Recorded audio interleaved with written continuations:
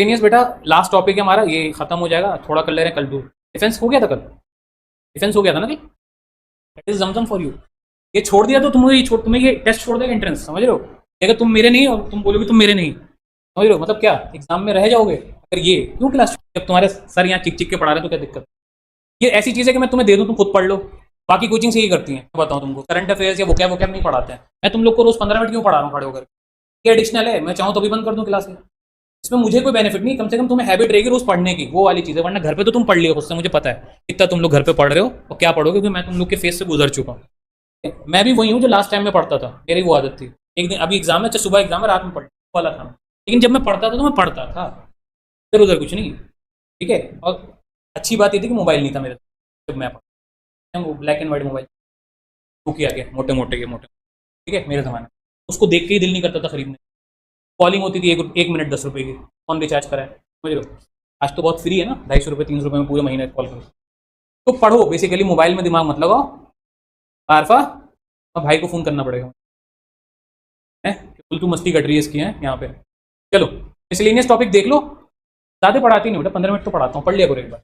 United nation बहुत important है, आपके एग्जाम में आता है, ठीक है। यूनाइटेड नेशन के बारे में क्या है बेटा, ये जो काउंसिल है इकोसोक, यूएन का एक पार्टी, यूएन की बहुत सारी बॉडीज हैं, जिसमें से एक है ये इकोनॉमिक एंड सोशल काउंसिल, ठीक है। India has been elected to the United Nations Economic and Social Council इकोसोक और 2026 तो इंडिया होस्ट करेगा। इंडिया को होस्टिंग दे दी गई है इस बार यूएन की तरफ से इकोसोक की इकोनॉमिक मीटिंग करने के लिए। 2026 में भी और 2028 में भी, दोनों का होस्ट कौन होगा, इंडिया होगा अगली मीटिंग जो होगी। ओके, इकोसोक क्या है, एक इस तरीके की बॉडी है जो रिस्पॉन्सिबल है कोऑर्डिनेटिंग इंटरनेशनल, मतलब दुनिया भर की जो इकोनॉमी चल रही है और हमारी जो इकोनॉमिक ग्रोथ, मार्केट, पैसा या कुछ भी जो हम लोग इन्वेस्ट कर रहे हैं, तो हम लोग कितना आगे हैं पीछे हैं, दुनिया भर के लोग आके अपना इनपुट देते हैं, यानी हम उनकी स्ट्रेटेजी भी सीख सकते हैं, हम अपनी भी सिखा सकते हैं। तो ये इस तरीके की मीटिंग होती है। तो इसमें पढ़ना क्या आपको कि भाई 2026 और 28 वाला होस्ट कौन करेगा, बस इतनी सी बात है, वो इंडिया होस्ट करेगा। अगला क्या है, Siamese fireback has for the first time been sighted in Ranikhet forest of Uttarakhand. तो ये जो स्पेशी है, ये वाली आप देख रहे हैं ना, ये वाली खासतौर से, ये स्पेशी लुप्त हो गई थी, खत्म हो गई थी, ये वापस दिख गई है अचानक, पुनर्जन्म है ना। तो ये क्या है, इनका नाम क्या है, साइमीज फायरबैक, ये उत्तराखंड में पाई गई है, रानीखेत एक जगह है, फॉरेस्ट है वहां पे।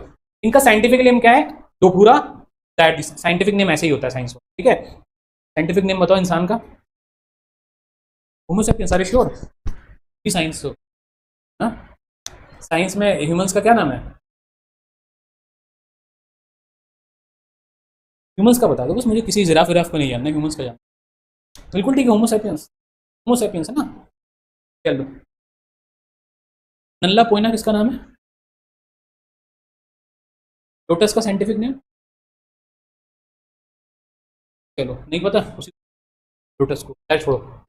तो पूरा DRD ये जो है क्या है बेटा, इसका नाम है साइंटिफिक। तो इसमें क्या आएगा भाई, इतना डिटेल तो नहीं आएगा, जामिया में आएगा, जामिया ना खोद के निकालता है क्वेश्चन अंदर से, बाहर से पूछते, पहले ही बता रहा हूँ। The national bird of Thailand, ये जो ये बर्ड है ये थाईलैंड की बर्ड है, नेशनल इंडिया में अभी पाई गई है, इसका नाम है साइमस। अब आज जो बोइंग जो अभी क्रैश हुआ था प्लेन, आप सबने देखा ही होगा, एयर इंडिया का जो प्लेन क्रैश हुआ था, तो बोइंग 787, उस प्लेन का नाम क्या था, 787 ड्रीम लाइनर था, ख्वाबों की दुनिया ड्रीम लाइनर, ओके, ख्वाबों में लेगी सबको। फ्लाइट A1171 अहमदाबाद से लंदन जा रही थी, वहीं पे अहमदाबाद एयरपोर्ट पे क्रैश हो जाती है, 230 पैसेंजर और 12 क्रू मेंबर मर जाते हैं।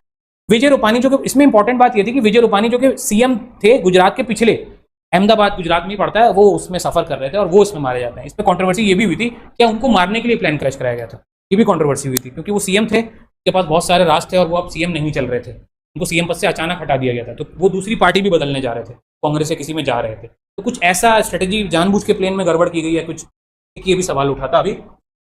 उसके बाद क्या है, ग्लोबल जेंडर गैप इंडेक्स 2025, तो ये क्या है, ये बताता है दुनिया भर में मेल और फीमेल का रेशियो क्या चल रहा है। तो इसमें क्या है, इंडिया जो है मतलब बहुत ही गंदी पोजीशन पे है, इंडिया में फीमेल जो रेशियो है वो मेल के मुकाबले बहुत कम है, 131 नंबर पे हम लोग चल रहे हैं। इसमें लगभग 150 कंट्रीज हैं जिनको सर्वे किया जाता है, 150 में से हम 131 नंबर पे चल रहे हैं, ठीक है। आपको इंडिया की रैंक पता होनी चाहिए, ये इंडेक्स वाला सवाल एक आता है हर साल, कोई भी एक इंडेक्स आ सकता है, ये वाला भी आ सकता है, कोई भी एक आ सकता है, EMU में भी आता है एज इट इज। इसको कौन रिलीज करता नहीं आएगा, वर्ल्ड इकोनॉमिक फोरम रिलीज करता नहीं। टॉप 3 कौन है, सबसे अच्छा जेंडर गैप, इसमें क्या है, सिर्फ मेल फीमेल नहीं, मेल फीमेल एजुकेशन को भी नापा जाता है, मेल फीमेल जॉब को भी नापा जाता है। तो इंडिया में male female job education in सबको अगर देखें तो इंडिया का 131 पे, लेकिन अगर सबसे टॉप 3 देखें तो आइसलैंड में तो उल्टा है, जब फीमेल ज्यादा है वहां पे जॉब में और एजुकेशन में मेल से आगे हैं। तो आइसलैंड, फिनलैंड और नॉर्वे एक ऐसी कंट्रीज हैं जहां पे जेंडर गैप में वुमेन बराबर खड़ी हैं मेन के, ठीक है, हर जगह, पार्लियामेंट में भी बराबर आके, पॉलिटिशियन में भी, हर जगह वो बराबर है कहीं पर भी। और इंडिया में ये यहाँ पे रैंक है आपकी इवन हमसे बहुत छोटा देश है बांग्लादेश, नेबरिंग कंट्रीज की अगर हम बात करें, नेबरिंग कंट्रीज में बांग्लादेश भी हमसे बहुत आगे, 24 नंबर पे है वो जेंडर गैप में। क्यों? क्योंकि वहां के आपको पता होगा भी प्राइम मिनिस्टर भी चल रही थी शेख हसीना, वो प्राइम मिनिस्टर तक वहां की वुमेन बन चुकी हैं अभी रिसेंटली, तो वो जेंडर गैप बहुत दूर है। नेपाल भी हमसे बेहतर है 125 पे, जबकि नेपाल बहुत छोटा है। श्रीलंका भी 130 पे हमसे बेहतर है, इसका तो खैर गिनना ही नहीं है, तो हमसे हर चीज में पीछे है। पाकिस्तान 148 पे है ये, ठीक है। लेकिन आप इंडिया की रैंक कोई तारीफ करने वाली नहीं है, ठीक है, ये चीज याद रखिए। अगली ये है हमारी क्रिकेटर है, इंडियन टीम के कैप्टन भी है ये, ठीक है, स्मृति मंदाना। इन्होंने वर्ल्ड क्रिकेट में वुमेन्स में नंबर 1 स्पॉट पा लिया है, नंबर 1 पे आ गई है सभी प्लेयर्स के ऊपर, ठीक है। और ये क्या है, इनका बस आपको याद रखना है नाम, ये इंडियन टीम की कैप्टन है, इनका नाम है हरमनप्रीत कौर। अच्छा, हरमनप्रीत कौर है, मंदाना बोल दिया नहीं, 2 है, सॉरी, स्मृति मंदाना है ये जो नंबर 1 पे, और इंडियन टीम की कैप्टन अभी चल रही है हरमनप्रीत कौर, ये दूसरी है, ये फोटो में जो है वो स्मृति मंदाना है, ठीक है। अब आइए, यूएन जनरल असेंबली ने 2000, अब यूएन वाला एक और क्वेश्चन आ गया, यूएन जनरल असेंबली ने डिक्लेयर कर दिया 2026 में इंटरनेशनल ईयर फॉर, यानी ये जो साल है ये वुमेन फार्मर, वुमेन को डेडिकेटेड है, वो उन वुमेन को जो फार्मिंग करती है, यूएन ने ऐसा बोला है, यानी ये जो 2025-26 का जो पीरियड चला है उनके लिए डेडिकेट किया, ठीक है, जैसे थीम रखी गई है, मतलब अब किसको अपलिफ्ट करेंगे, वुमेन को जो एग्रीकल्चर में जाती हैं, ठीक है। तो 2025 में क्या डिक्लेयर किया था इन्होंने, क्वांटम साइंस, पिछला वाला यानी 2025 जो भी कंप्लीट हुआ है जून तक था, उसमें हम किस पे वर्क किए थे 2024 से 25 में, क्वांटम साइंस के ऊपर। इस साल हम वर्क करेंगे वुमेन फार्मर पे, यूएन वालों ने बोला पूरी दुनिया भर में वुमेन को फार्मिंग में आगे करेंगे, ठीक है। इंटरनेशनल ईयर ऑफ कॉर्पोरेट्स, कॉर्पोरेटिव्स भी बोला जा रहा है इसको, और ये सब आप छोड़ दीजिए, ठीक है, ये इसकी थीम होगी। अब आइए, पीएम मोदी ने G7 मीटिंग अभी अटेंड की कनाडा में, जबकि उनको इनवाइट नहीं किया गया था, खुद ही पहुंच गए वो, ठीक है। ये भी एक न्यूज में चर्चा में था कि बिना बुलाए पहुंच गए, ठीक है। फर्स्ट समिट, तो ये बहुत इंपॉर्टेंट, G7 की पहली मीटिंग का हुई। जी मतलब होता है बेटा group, group of 7 countries, 7 countries हैं इसके अंदर, इसलिए ग्रुप ऑफ 7 G7। जहां पे 21 कंट्रीज होंगी उसे हम बोलेंगे ग्रुप ऑफ 21 यानी G21। इस तरीके से G3 भी था, G11 भी था, सब है। तो अभी जो वर्क कर रहे हैं, 2 ग्रुप वर्क कर रहे हैं, G7 एंड G21, ठीक है। G7 1975 में पहली बार शुरू हुआ था, इसकी पहली मीटिंग फ्रांस में हुई। इसकी मेंबर कंट्री जो 7 कंट्रीज है वो कौन है, कनाडा, फ्रांस। इसका मैंने एक ट्रिक भी याद कराई थी आपको, इसी शीट में ऊपर की तरफ मैंने शीट भेज दी है कि 7 को कैसे याद करो, जूस अप करके मैंने बताया था आपको एक ट्रिक, ठीक है, उससे पढ़ लेना आप, ठीक है। नरेंद्र मोदी ने इसमें एनर्जी सिक्योरिटी की बात की जाकर के, डजेंट मैटर, कोई इंपॉर्टेंट नहीं है, पहला कहूंगा ये इंपॉर्टेंट है, ठीक है, और अभी कहूंगा ये इंपॉर्टेंट, 2 चीज इंपॉर्टेंट है, ठीक है। और दूसरी चीज क्या है, प्राइम मिनिस्टर जापान के कौन चल रहे हैं, प्राइम मिनिस्टर इटली के कौन चल रहे हैं, प्राइम मिनिस्टर फ्रांस के कौन चल रहे हैं, प्राइम मिनिस्टर यूके के कौन चल रहे हैं, ये प्रेसिडेंट नहीं, और प्राइम मिनिस्टर ऑफ ऑस्ट्रेलिया कौन चल रहे हैं। प्रेसिडेंट से मतलब नहीं है, प्राइम मिनिस्टर कौन कहां का चल रहा है, यहाँ जो लिस्ट दी हुई आपको एक बार पढ़ लेना, क्योंकि ये लोग इसमें मीटिंग में पार्टिसिपेट किए, एक बार नाम पढ़ लेना, आए एग्जाम में, ठीक नहीं है कोई बात नहीं, ये वाला जरूर आएगा, ये वाला क्वेश्चन जरूर आना चाहिए, आता है हर साल, ठीक है। और 10 आज कर ले रहे हैं, 8वां क्या है ये, इंडिया रैंक 71st इन एनर्जी ट्रांजिशन इंडेक्स।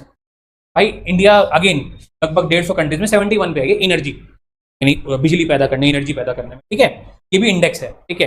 तो इंडेक्स, इसमें सीधा आता है कि इंडिया की क्या रैंक रही, क्या आएगा, 71, 72, 73 या 74, आपको 71 आंसर लगाना होगा। कौन रिलीज करता है, इसमें भी दूसरा सवाल क्या आ सकता है, पहला कौन है ना, पहला कौन है, इसमें स्वीडन है, फिनलैंड है, और तीसरे पे ज्यादातर जो कंट्रीज है ना फर्स्ट 3 में जो रहती है वो लैंड वाली रहती है, फिनलैंड, न्यूजीलैंड। तो ये याद रखना, अगर एग्जाम में याद भी ना आए, तो जैसे स्वीडन तो है यहाँ पे, यहाँ तो स्वीडन है, लेकिन सेकंड नंबर पे फिनलैंड है। अगर आप ऊपर वाले इंडेक्स देखो जेंडर गैप में भी सेकंड नंबर पे फिनलैंड थी, और पहले नंबर पे कौन थी, आइसलैंड। तो लैंड वाली कंपनीज ने एक ट्रिक रहती है याद करने की, लैंड वाली ज्यादातर 1 2 3 में ही रहती हैं, ठीक है। अब क्या है, Google has opened it's first safety engineering centre, Google ने अपना ये एक सेंटर खोला है, ठीक है, जो सेंटर कम स्विमिंग पूल ज्यादा लग रहा है देखने में, है लग रहा है कि नहीं लग रहा है, खैर in Asia Pacific APAC region in Hyderabad, Hyderabad में खोला गया है। हैदराबाद को हम लोग का अभी आज की डेट में कौन सा हब बोला जाता है बेटा, IIT हब बोला जाता है हैदराबाद को आज, ठीक है। The centre will function as ये कुछ भी नहीं है, छोड़ ये वाला छोड़ देना, और लास्ट आज 10 11 ही है, यहाँ पे 11 तक कंप्लीट कर ले रहे हैं। US वर्ल्ड यूनिवर्सिटी रैंकिंग, तो ये भी एक रैंकिंग है जिसमें यूनिवर्सिटीज को रैंक किया गया है 2025-26 की। तो इंडिया इसमें यूनिवर्सिटीज के मामले में बहुत ऊपर आई है रैंकिंग में। अब इंडिया के 54 इंस्टीट्यूशन इसके अंदर लिस्ट हो रहे हैं, बिकमिंग द 4th मोस्ट, यानी कि अगर हम ओवरऑल देखें तो 4थे नंबर पे इंडिया स्टैंड कर रहा है दुनिया भर की यूनिवर्सिटीज के मामले में, ठीक है।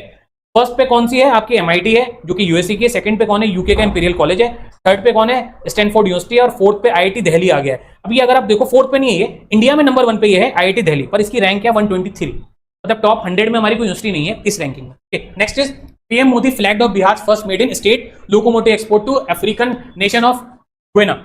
ये छोड़ दीजिए, आप बस इसमें ये पढ़ लेना कि इस वर्ल्ड रैंकिंग में हमारी ओवरऑल रैंक क्या 4th है, और वैसे हमारी कौन सी यूनिवर्सिटी नंबर 1 पे इसमें, तो नंबर 1 पे हमारे हिसाब से वो दिल्ली है, लेकिन इस रैंकिंग में वो 123 IIT दिल्ली। बस इतना पढ़ लो, बाकी कल पढ़ो, ठीक है। ज्यादा नहीं बचा, ये 2, अरे एक ही रह गया बेटा, कंप्लीट कर लें, थैंक यू आ गया, कंप्लीट कर ले रहे।